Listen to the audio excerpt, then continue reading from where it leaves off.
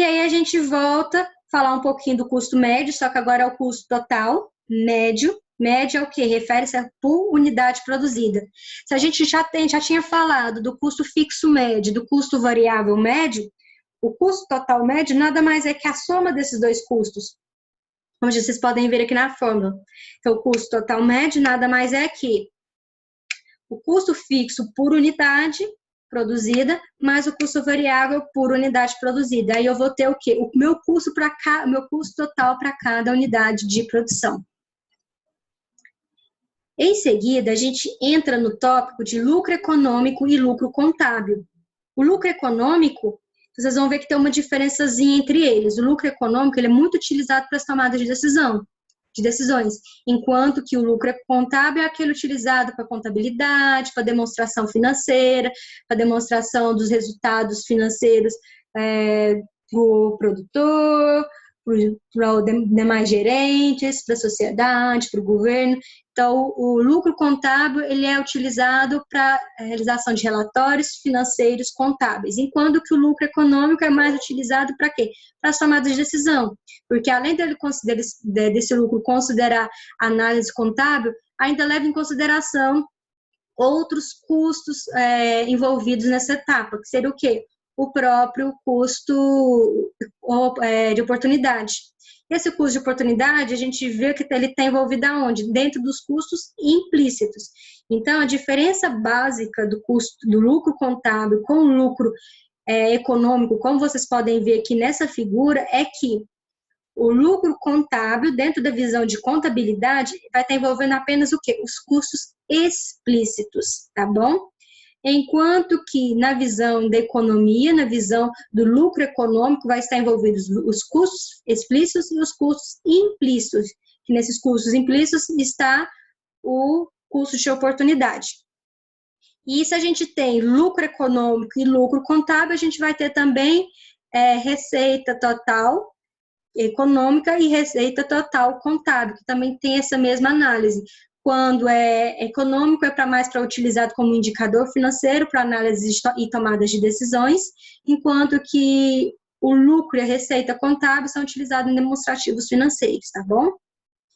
Em geral, o lucro contábil ele será maior que o lucro econômico. Por quê? Porque o lucro econômico ele usa um custo a mais, ele considera um custo a mais, que é o custo de oportunidade. Por isso que o custo contábil, que não considera o custo de oportunidade, ele é maior do que o custo econômico, tá? Porque ele engloba custos a mais na análise. Essa parte a gente falou. E aí a gente entra dentro de quê? De custo marginal. O que seria esse custo marginal? Custo marginal, gente, é utilizado como uma análise, como um indicador econômico, utilizado principalmente para análise econômica, para quê? Para avaliar o seguinte, se aumentar meu volume de produção, quanto que isso vai me acarretar no meu custo por unidade? Será que vai aumentar meu custo? Será que se eu resolver produzir em larga escala, aumentar o volume de produção de maneira que eu produzo em larga escala, será que eu vou conseguir diluir os meus custos por unidade vai ser menor? Porque é lógico que no total ele vai ser maior, mas será que por unidade de produção eu vou conseguir obter um custo menor só pelo fato de estar aumentada a minha produção? Será que realmente vale a pena aumentar a minha produção? Então, o custo marginal, ele é justamente para isso, ele é um auxílio, um suporte para análise do custo total médio, para definir se devo produzir mais ou não, se eu cheguei no meu ponto de eficiência, se eu preciso produzir mais para chegar nesse ponto de eficiência, ou se eu produzindo mais eu vou aumentar os meus custos de produção, tá bom? Então, por definição, a gente pode dizer que o custo marginal mede o quanto o custo total aumenta quando se aumenta ou retira uma unidade produzida, tá? Ou seja, uma unidade de produção. Então, baseando-se nessa definição, a gente tem que o custo marginal seria a variação definida aqui, representada por esse delta. Então, o custo marginal é a variação do custo total pela variação da quantidade. A quantidade que eu produzia antes com a quantidade que eu estou querendo produzir depois. o custo com com esse novo volume, com o custo com o volume anterior, quantidade, volume de produção, com o volume de produção anterior, quanto que seria o meu custo marginal. E aí eu comparo esse custo marginal com o meu custo médio, porque aí eu consigo definir se eu atingir meu ponto ótimo de eficiência, que é o que a gente vê nesse tópico aqui anterior, falando um pouquinho de ponto ótimo de eficiência. Então, a análise em conjunto do custo marginal com o custo total médio, ele vai me ajudar a definir se eu vou estar ganhando economias de escala, aumentando meu volume de produção, ou se vou estar ganhando deseconomias de escala, que é o quê? Quando eu aumento a produção, eu aumento o volume de produção, mas em compensação eu aumento o volume do meu custo também. Então, quando chega essa situação, o produtor deve analisar, será que realmente vale a pena eu produzir mais? Se eu vou estar aumentando os meus custos de produção? Será que realmente vale a pena? Porque só com análise de custo, a partir do momento, após o ponto de eficiência, pode ser que não vale a pena. Aí tem que entrar em consideração outros tipos de análise, outros fatores. Por exemplo, se há demanda para a nova produção, se é possível eu atualizar o preço de venda, produzindo mais para poder balancear com o meu custo, que vai estar maior também. Se eu não vou deixar, por exemplo, uma demanda, se eu não vou conseguir atender toda uma demanda. Então, tudo isso é analisado a partir do quê? Do ponto de eficiência, para o produtor definir se ele vai produzir mais que o ponto de eficiência ou se ele manter a produção até o nível do ponto de eficiência, e se não atingir esse ponto de eficiência, o que ele pode fazer para adquirir, para aumentar a produtividade e assim chegar ao ponto de eficiência, que seria ao volume mais adequado de produção. E aí a gente tem uma segunda análise gráfica, com base nessas informações, que seria o quê? O custo total médio versus custo marginal. Antes da gente olhar a análise gráfica, a gente vamos olhar aqui nesse gráfico, que é as mesmas informações que estão na tabela, vai estar aqui nesse gráfico. Se a gente comparar o custo marginal com o custo total médio, a gente vê o seguinte, que para um volume de produção de 5, pode ser o quê? 5.000 hectares, 5.000 sacas, por exemplo, não foi definido que unidade de produção está definida essa quantidade. Mas o que eu quero mostrar é o seguinte para vocês, que a quantidade 5, de volume 5, é onde o produtor alcança o ponto de eficiência, que é o quê? Onde o meu custo marginal e o meu custo total médio são iguais. A partir disso, o que vai acontecer? Se vocês forem olhar aqui, meu custo começa a aumentar de novo.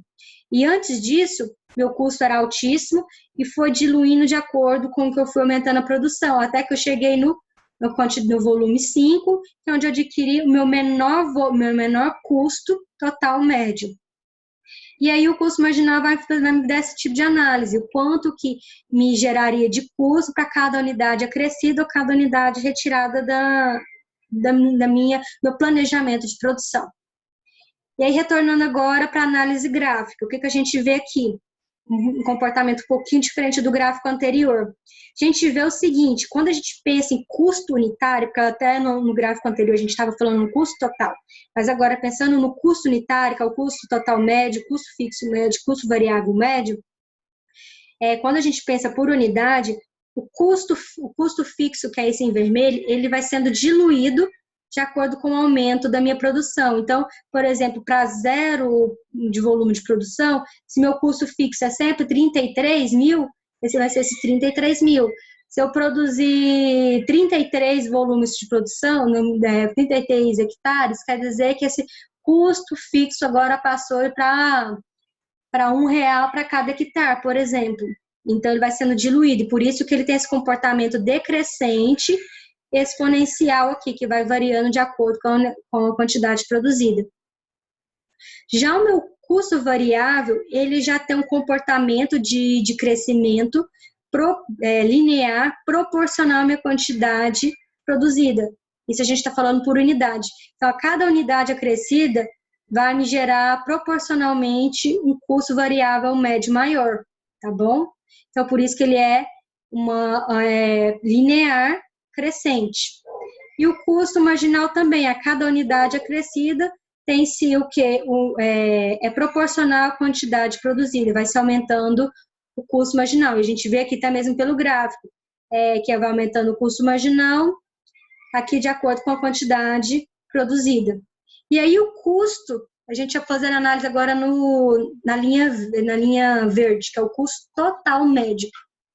A gente vê aqui, conforme a gente tinha visto aqui no gráfico, na produção 5, no volume 5, olhando aqui o 5, é onde o produtor obteria o menor custo por unidade produzida, e a partir disso começa já a haver um aumento do custo. Então, esse gráfico aqui, se a gente tivesse dado continuidade na produção aqui, colocasse 11, 12, 13, 14, provavelmente esse custo total médio, ele chegaria no formato de U. Por quê? Ele chega ao ponto de menor custo para o produtor e depois ele vai aumentando. Ele vai ganhando uma deseconomia de escala. A gente tem aqui, na primeira parte, antes de chegar no ponto ótimo, no ponto de eficiência, a gente tem uma economia de escala, e a partir do ponto de eficiência, a gente começa a formar o Uzinho aqui, que vai ganhar o quê? Uma deseconomia de escala. Tá bom? E aqui tem essas informações que a gente viu na tabela. Quando o custo marginal é menor que o custo total médio, quer dizer que o custo total médio está diminuindo. Temos o quê? Economia de escala. Quando o custo marginal é maior que o custo total médio, a gente tem o quê? O custo total médio está aumentando. Então, a gente tem o quê? Uma deseconomia de escala. E quando a gente tem o custo marginal igual ao custo total médio, a gente atinge o que é a escala eficiente, que seria a melhor otimização para o produtor, baseado apenas em custo, porque é lógico que no dia a dia a gente tem que levar em consideração dos fatores, mas fazendo análise apenas de custo, esse seria o melhor volume de produção, tá bom? E assim a gente continua o conteúdo da próxima aula, tá bom? Até daqui a pouco.